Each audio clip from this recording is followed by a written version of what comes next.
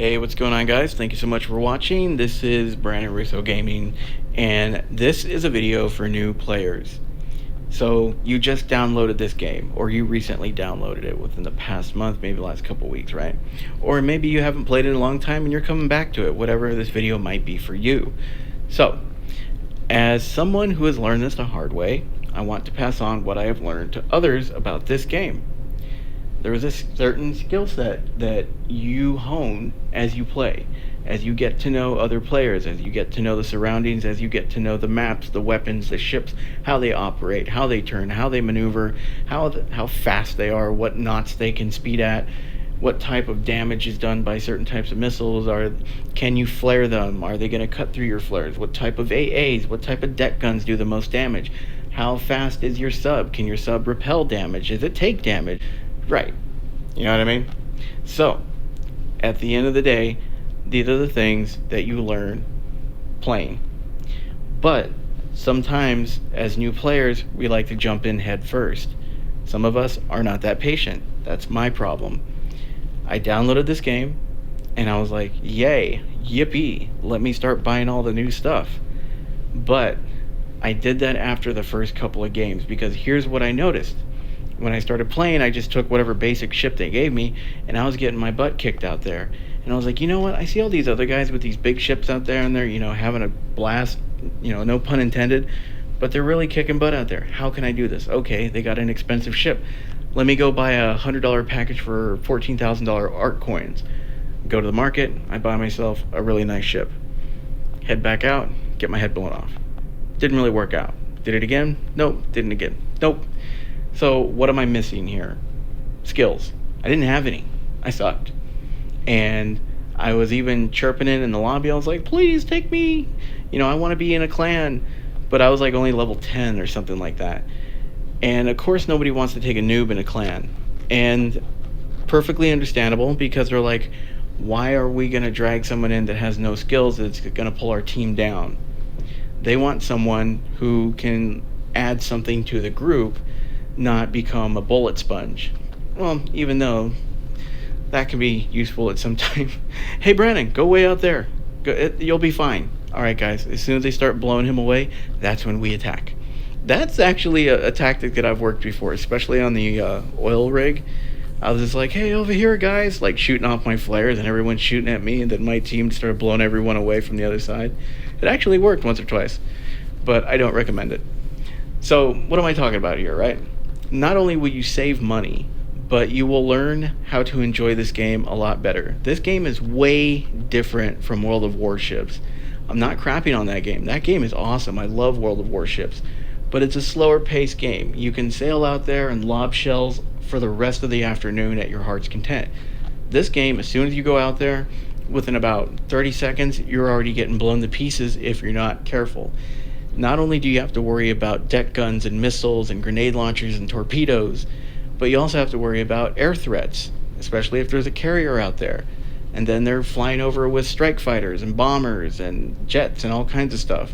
Helicopters, unseen torpedoes traveling under the water. There's all types of stuff that's coming at you, and it comes at you quick, so you got to be ready. So what do? Well, some people would say you go out on the offline and you just start grinding it out. That's great for ranking up in points. That's perfect for that. It's good for getting gold. It's good for getting dollars. It's good for ranking up.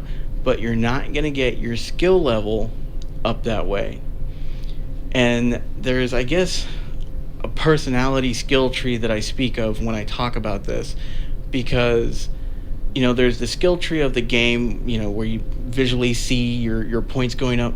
But there's also like a mental skill tree that we all build when we get better at games.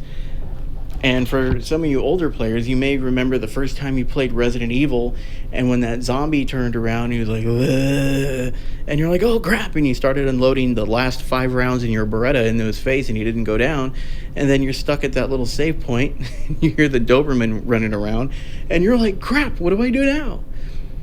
And then you finally learned how to beat that. You finally learned how to go around it. You may start it over again or something.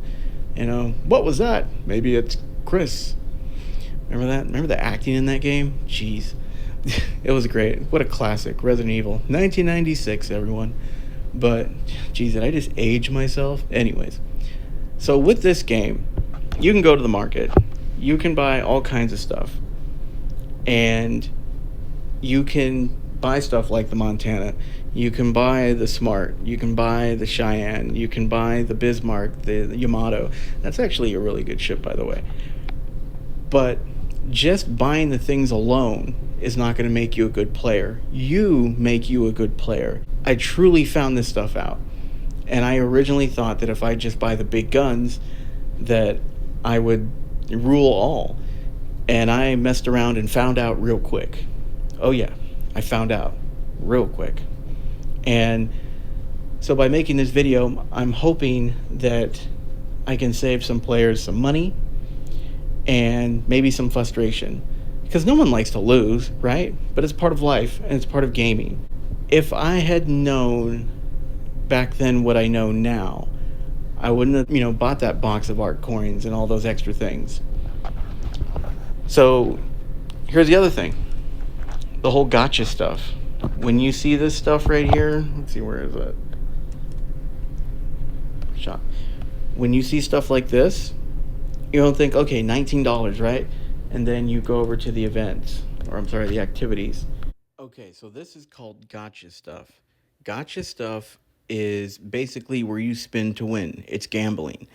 And with all kinds of gambling, with any types of gambling, you're going to take a risk. And with this, you're going to risk your wallet. Because, sure, it may be $1.99, $2.99, $3.99, $10.99, $19.98, whatever. It's going to cost money for you to keep spinning. And it's addicting for those that want some of these really good ships. And they'll come out with these ships that are called gotcha ships. And they're generally very powerful. They have great weapons. And you may win on the first couple of spins. Or you may not. So the point is to have self-control.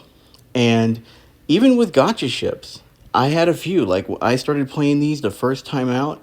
And I got like a really, really good ship. And I still got my butt kicked. So, what does that say? It's the player, right? So I'm saying this because these things can be pretty addictive, especially if you have like an addictive personality. And I know there are some gamers that have that, some don't.